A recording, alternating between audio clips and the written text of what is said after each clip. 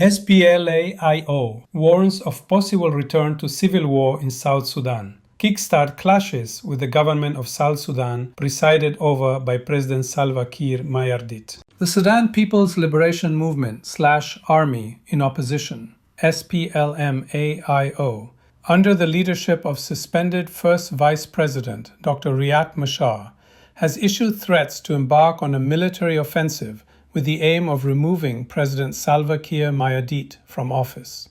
The year 2026 heralds the end of corruption and family dictatorship, along with their sycophants operating in Juba. Akin Akol, a loyal member of the SPLM/A-IO, warns. There have been reports of skirmishes between the SPLA-IO and the National Army SSPDF in Git, Nirol, Ayod, Akobo, among other areas in Unity State, Jonglei State, and Upper Nile State. Reports indicate that tensions in Jonglei State are intensifying, with widespread panic as civilians flee Boertown due to increasing insecurity from SPLA-IO to overrun the town as was previously.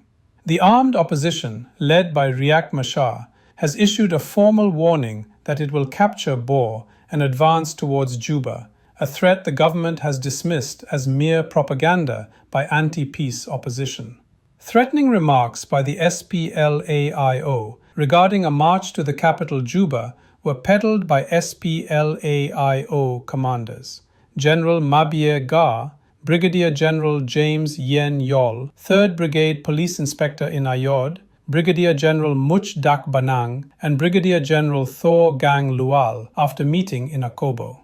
In response to threatening messages by armed opposition forces loyal to Dr. Riek Machar, the SSPDF has reportedly deployed thousands of soldiers, mostly from Division 11, to Boertown's SSPDF Malual Chat Barracks, awaiting for green light from National Army Headquarters in Bilpam, Juba.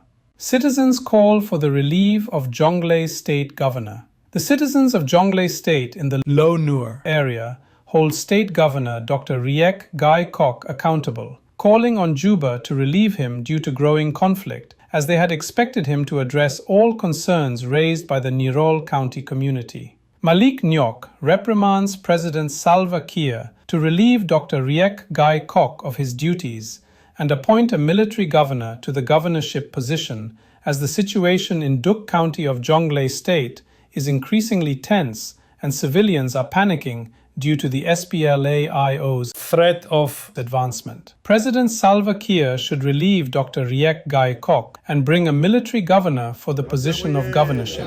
The situation is tense and civilians are panicking as SPLA-IO is advancing to Duk County of Jonglei State, Malik Nyok decried. Let them try to replace Jonglei State Governor Dr. Riek Guy Kok, Kur suggested.